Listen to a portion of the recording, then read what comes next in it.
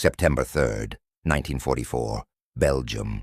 A lone American captain bursts from cover and sprints across an open field, straight into German fire. Grenades clenched in his hands. A machine gun nest dead ahead. No hesitation, no cover, just raw momentum. He should not be here. 6 weeks earlier, he was lying in a hospital bed in England, his leg shattered by a tank shell. 2 weeks ago, he was hitchhiking across France, on foot, by truck, however he could, just to get back to his men. Now he's 50 yards from the enemy. 40, 30, the machine gun locks onto him. A burst of fire rips through his neck. The captain collapses. His men drag him into a shallow ditch as bullets snap overhead.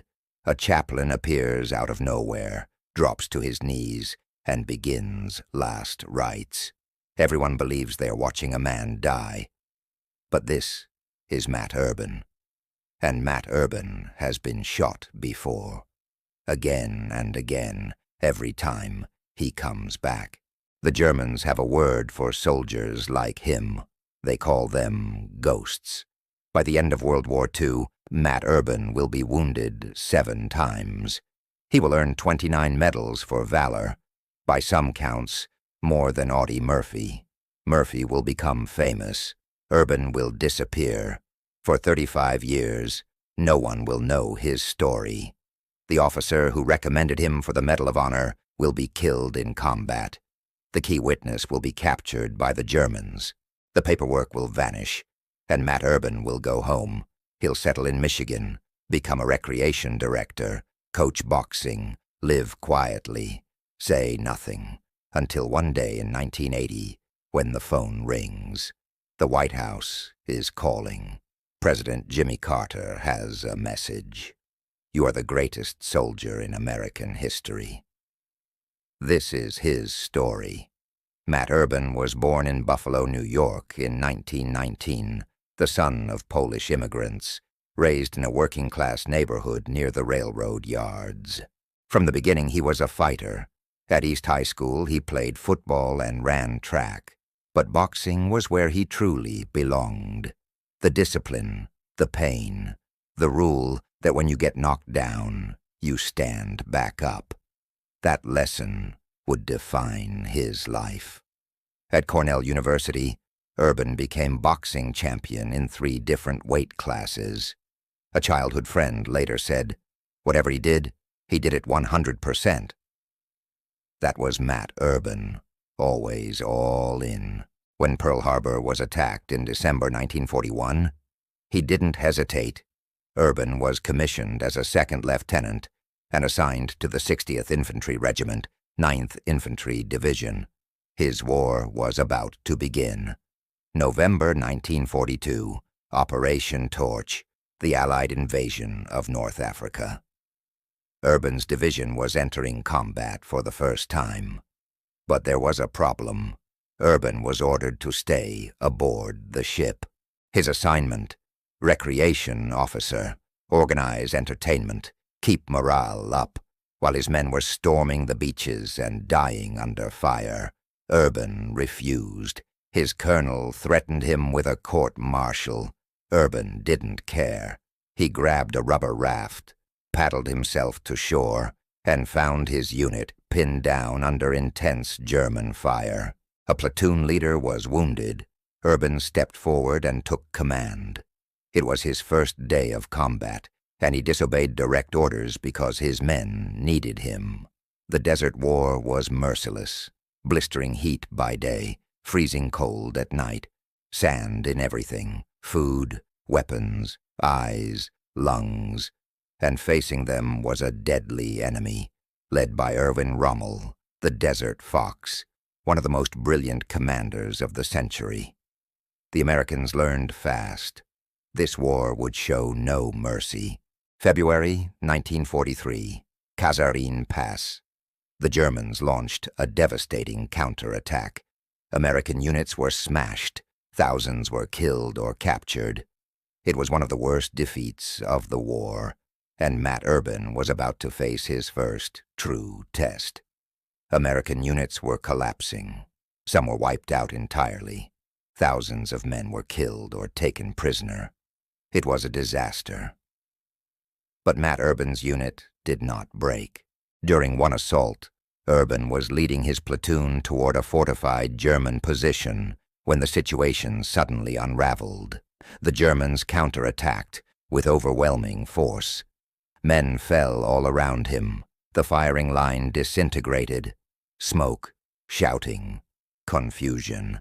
And then Urban realized he was alone, cut off from his men. He rounded a corner and stopped cold, 10 feet away, maybe less. A German soldier stood directly in front of him, rifle raised. Urban pulled the trigger. Nothing. His weapon was empty. No time to reload. No room to retreat. Urban reached for his trench knife. 7 inches of steel.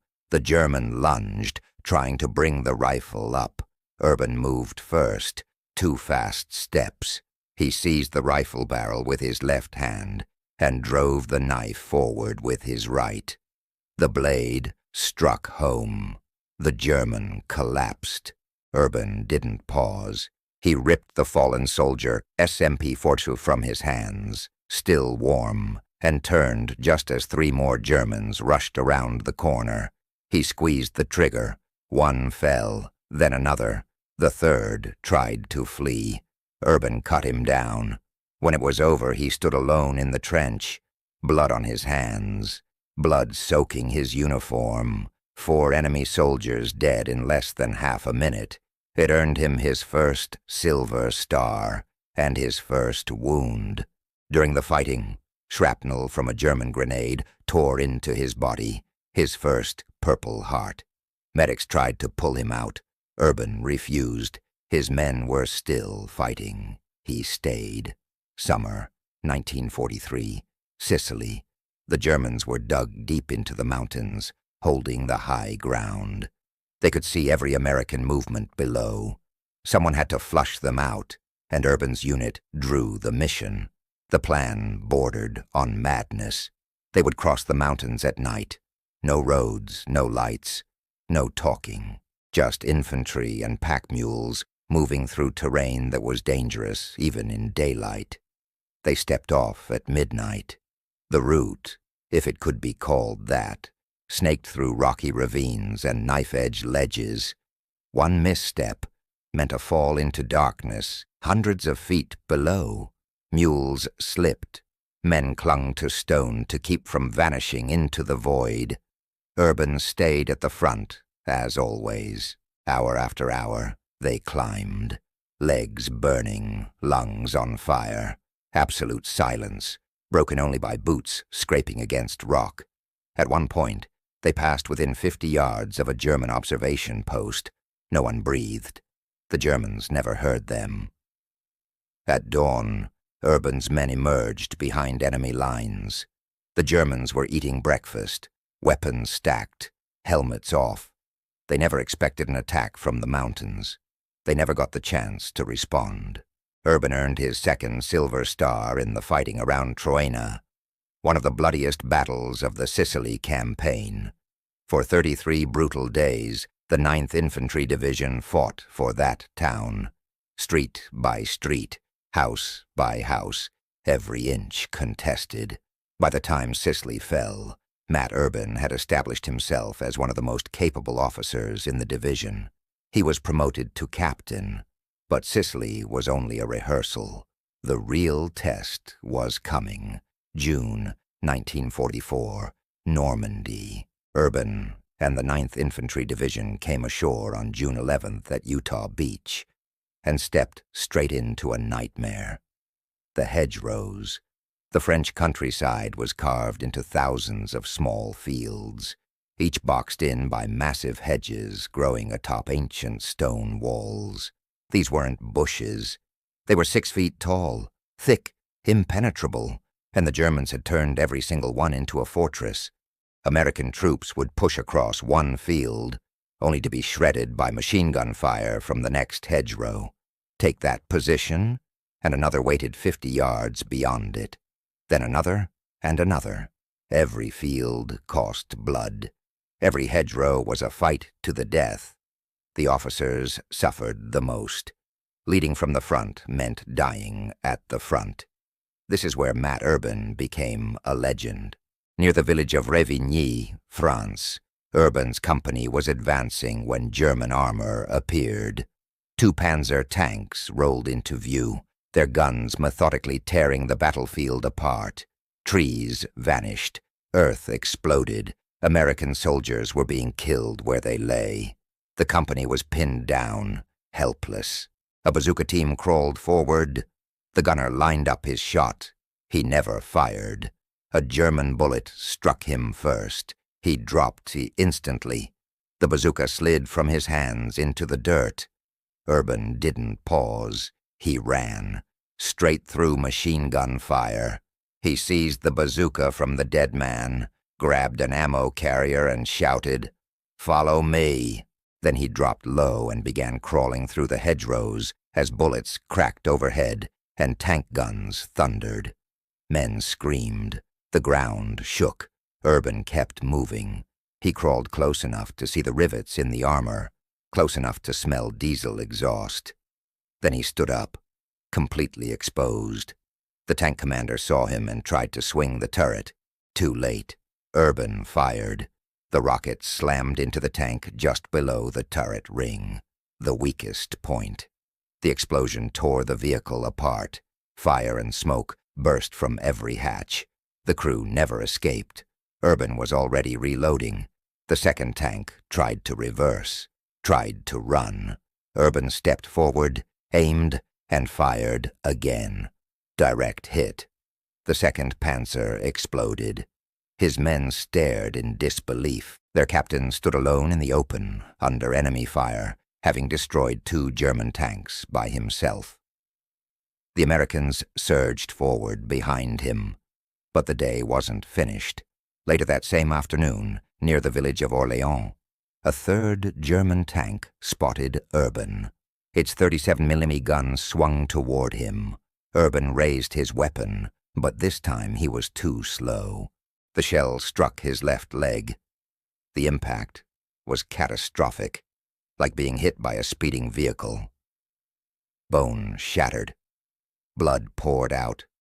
Urban collapsed. His men rushed to him, trying to drag him to safety. Urban fought them off. "I'm not leaving." They rigged a stretcher so he could sit upright, and for the rest of that day, and deep into the night, Matt Urban commanded his company while being carried by his own men, his leg destroyed, still issuing orders under fire. The next morning, the attack resumed. Urban was still in command, still on the stretcher. Then a German sniper found him.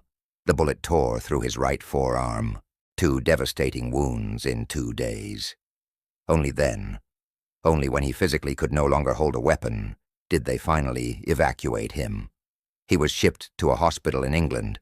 Everyone assumed this was the end of Matt Urban's war. They were wrong. For 6 weeks, Urban lay in that hospital bed. His leg healed slowly, imperfectly. The damage was severe. Some days he needed a cane. Some days he couldn't walk at all. Doctors told him his fighting days were over. He would likely be sent home, a disability discharge, maybe a desk job. Then he saw the newspapers. The headlines were merciless. Heavy casualties in Normandy. 9th Infantry Division suffering massive losses. Officer shortage critical. His men were dying in those hedgerows. Experienced leaders were gone. Lieutenants were commanding companies. Sergeants were leading platoons. And Matt Urban, one of the most battle-hardened officers in the division, was stuck in a hospital bed across the channel. He knew what that meant, and he knew what he was going to do next.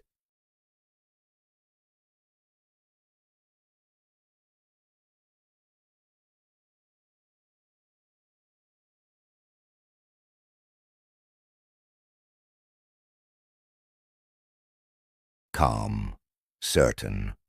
"I have orders." He didn't, but he said it with such confidence that no one questioned him. Urban boarded the transport, crossed the English Channel, delivered the replacements to Utah Beach, and then he vanished into the war zone. He started hitchhiking. Picture it. A wounded captain with a cane, uniform dirty, and creased from weeks of fighting and travel, standing beside a road in occupied France. Thumb out. Waiting for a ride. Jeeps passed. Trucks thundered by. Nobody stopped. Nobody picked up hitchhikers in a combat zone. Urban didn't quit. He walked when he had to, caught rides when he could, slept in ditches, ate whatever he found. His legs screamed with pain. Every step was torture. The cane wasn't enough. Sometimes he had to crawl, but he kept moving, mile after mile, day after day, toward St. Lo, toward his battalion, toward his men. On July 25th, 1944, at 11:30 in the morning, Matt Urban staggered into the command post of the 2nd Battalion. He was filthy, hollow-eyed, barely able to stand.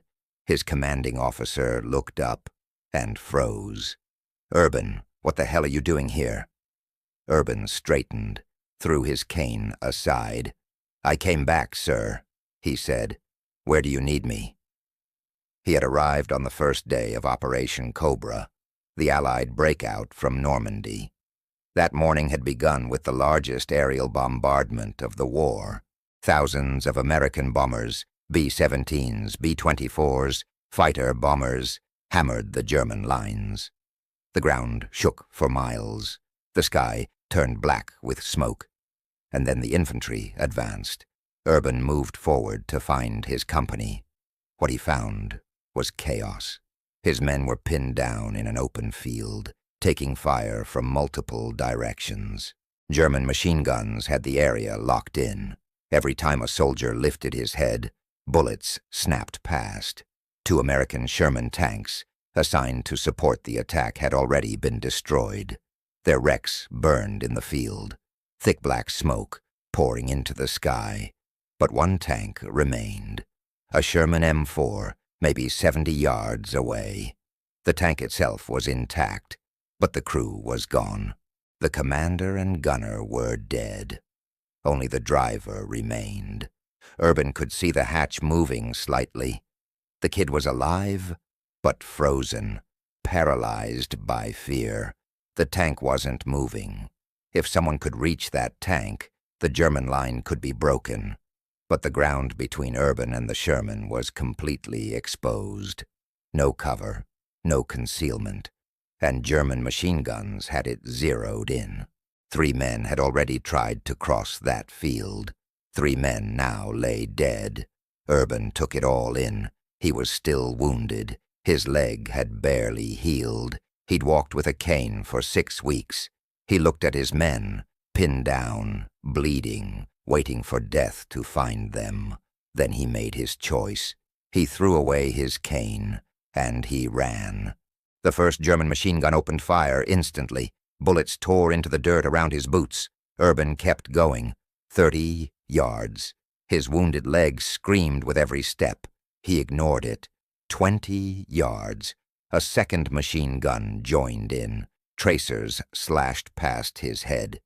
He stumbled, ducked, and kept moving. 10 yards. Urban reached the tank and slammed his hands onto the hull. His wounded leg nearly buckled beneath him. He caught himself on the turret ring, hauled his body upward, and dropped through the commander's hatch. Inside was a slaughterhouse. Blood coated the metal walls. The gunner lay slumped over his station, lifeless. The air was thick with the stench of blood cordite and burning rubber. Urban shoved the body aside and grabbed the radio. "Driver, can you hear me?" A shaking voice answered back. "Yes, sir." "Good," Urban said. "Drive forward, straight at them." The engine roared to life. The Sherman lurched ahead. Urban climbed back up and seized the .50 caliber machine gun mounted on the turret, the M2 Browning. 1,200 rounds per minute of raw destruction. He rose through the hatch, fully exposed. No helmet, no cover, just a wounded captain standing atop a moving tank Charging head-on into the German line, he opened fire. The machine gun thundered. Tracers ripped across the field. Germans dove for cover. Others tried to run. Urban swept the gun left and right, hammering anything that moved. The tank smashed through a hedgerow, jolting violently. Urban nearly lost his grip, but held on. More Germans appeared ahead. A machine gun nest, an anti-tank crew desperately trying to swing their weapon around. Urban hit them first.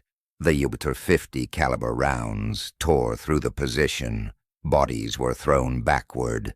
The anti-tank gun fell silent, and behind him, something extraordinary was happening. Urban's men were standing up, one by one, then in groups. They had watched their captain, wounded, alone, completely exposed, charge straight into the enemy. If he could do it, so could they. The entire battalion surged forward. A nearby sergeant later wrote, "One of the craziest officers suddenly appeared before us, yelling like a madman and waving a gun in his hand. Crazy or not, it worked." The German line collapsed. American troops overran their positions in savage, close quarters fighting. Many Germans surrendered. Many never had the chance. From the command post, the battalion commander, Major Max Wolfe, watched it all through binoculars. He turned to Sergeant Earl Evans. "What I just saw," he said, "I've never seen anything like it in my life. I'm recommending Urban for the Medal of Honor." That same day, July 25th, 1944, Major Max Wolfe was killed in action. The recommendation died with him. Sergeant Earl Evans was captured weeks later and spent the rest of the war in a prison camp, August the 2nd, 1944. Shrapnel slammed into Urban's chest, missing his heart by inches. He refused evacuation, August 6th, 1944. The battalion commander was killed. Urban took command of the entire 2nd Battalion, still wounded, still leading from the front. August 15th, 1944. More shrapnel, this time in his back. Again, he refused to leave. His men had a nickname for him now, the Ghost. The Germans had been using it for weeks, because no matter how many times they hit him, he kept coming back. Then came Belgium, the Meuse River, a critical objective. If the Allies could cross it, the road into Germany lay open. The Germans understood that better than anyone. Urban's battalion was ordered to force a crossing near a small village. When they arrived, the enemy was waiting. Machine guns covered every approach. Mortars were pre-registered on the riverbanks. Artillery observers sat ready on high ground, watching every movement. The trap was set. Artillery observers watched from the high ground, ready to rain fire on anything that moved. The first American unit that tried to cross the river was torn apart. The second was pinned down before it ever reached the water. Bodies piled up. The assault ground to a halt. Matt Urban could have stayed back. He was the battalion commander now. He had a radio. He could have run the fight from cover. But Matt Urban was not that kind of officer. He left the command post and moved forward under fire, crawling through ditches, sprinting between shell craters, bullets snapping past his head. He reached the forward line and found his men trapped in a field. They couldn't advance. They couldn't retreat. Every minute they stayed, more of them were hit. The attack needed momentum. It needed someone to break the deadlock. Urban stood up. "Follow me." Then he ran, straight across open ground toward the German positions, grenades in both hands. No cover, no hesitation, just speed and sheer will. 20 yards, 30, 40. His men began rising behind him, pulled forward by what they were seeing. 50 yards. That's when the German machine gun found him. A burst of fire struck him in the throat. Urban went down hard, spun by the impact. Blood poured from his neck. He couldn't breathe. He couldn't speak. His men dragged him into a shallow ditch as rounds cracked overhead. Someone tore open a bandage and pressed it against the wound, trying to stop the bleeding. It wasn't enough. A Catholic chaplain appeared. No one remembers his name, only that he was there. He knelt beside Urban as shells exploded around them and began administering last rites, the final sacrament. Everyone believed it was over. But Matt Urban wasn't finished. The bullet had shredded his vocal cords. He couldn't speak, but his mind was still sharp. With a bloody hand, he began writing on scraps of paper. Orders: move the 3rd platoon left. Bring up the mortars. Concentrate fire on that machine gun nest. His men carried them out. The machine gun fell silent. The crossing point was secured. Only then, only after the mission was complete, did Matt Urban allow himself to be carried from the field. His war was finally over. 7 wounds, 20 months of combat, 6 major campaigns, and he was still alive. Recovery took months. The damage to his throat was permanent. For the rest of his life, Matt Urban would speak in a soft, raspy whisper. He was discharged in February 1946. He changed his name from Urbanovich to Urban. He moved to Holland, Michigan, became a recreation director, coached boxing. And he never talked about the war. "I just wanted to live a normal life," he once said. His neighbors didn't know who he was. His co-workers didn't know. For 35 years, Matt Urban lived quietly in Michigan, and the world forgot about the ghost. Then, in the late 1970s, a reporter began researching the most decorated soldiers of World War II. One name kept appearing: Matt Urban. The medal count was astonishing, close to Audie Murphy's, sometimes higher. So the reporter asked the obvious question: why doesn't anyone know this man? Digging deeper, he uncovered a letter written by Sergeant Earl Evans in July 1945, recommending Matt Urban for the Medal of Honor. The letter had been misfiled, buried in bureaucracy, forgotten for 34 years. The Army launched an investigation. They found surviving witnesses, men who had watched Urban destroy German tanks, men who had seen him charge into battle atop a Sherman tank. Every account matched. In February 1979, the phone rang. Matt Urban was on the line. "Colonel Urban, we have located a verified application for the Congressional Medal of Honor." July 19th, 1980. Matt Urban stood in the White House before President Jimmy Carter. He was 60 years old now. His hair had gone gray. His voice, still damaged by a German bullet, was a quiet, raspy whisper. Around him stood men he had fought beside in Normandy's hedgerows, hardened veterans. Many of them were crying. They had waited 36 years for this moment. President Carter read the citation aloud: 10 separate acts of heroism, from June 14th to September 3rd, 1944. When he finished, the president looked directly at Urban.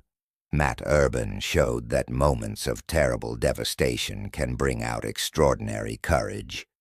Carter said, "His actions remind this nation what freedom truly means." Then he paused. "You are the greatest soldier in American history." Matt Urban, the man who had never spoken about the war, struggled to hold back tears. And when you look at what he actually did, the words make sense. 7 Purple Hearts, 7 combat wounds in just 20 months, a leg shattered by a tank shell, an arm pierced by a sniper's bullet, shrapnel in his chest, inches from his heart, shrapnel buried in his back, a bullet through his neck that stole his voice. He destroyed 2 German tanks with a bazooka, standing alone in the open. He escaped a hospital in England and hitchhiked across France to rejoin his men. He climbed onto a tank and charged enemy positions while wounded. He refused evacuation so many times that both sides began calling him the Ghost. 29 medals for valor, the Medal of Honor, 7 Purple Hearts, 2 Silver Stars, 3 Bronze Stars, the Legion of Merit, French and Belgian decorations for bravery, and still, he waited 35 years for the Medal of Honor because the paperwork disappeared. Through all of it, through the blood, the pain, the war, and decades of silence, Matt Urban never bragged. He went home, coached boxing, lived quietly. That's what a hero looks like. Matt Urban died on March 4th, 1995, from complications tied to his wartime injuries. One final wound, one that even he could not overcome. He was 75 years old. He now rests in Arlington National Cemetery. Matt Urban once said, "I was just doing my job. My men were the real heroes." But here's the truth. On July 25th, 1944, a wounded captain, who should have been in a hospital bed in England, threw away his cane and ran through German machine gun fire to climb onto a tank. No one ordered him to do it. He did it because his men were dying. That choice defined everything that followed. The Ghost of Normandy, the man who couldn't be killed, the greatest soldier in American history. For 35 years, he walked among us as just another man, a coach, a recreation director, a quiet figure with a damaged voice. No one knew, and he never told, because to Matt Urban, heroism was never about medals. It was about your men, your mission, your duty, and when your men needed you, you showed up. Even if it meant hitchhiking across a war zone to do it. 7 wounds, 20 months of combat, 29 medals for valor. 35 years of silence. Lieutenant Colonel Matt Urban.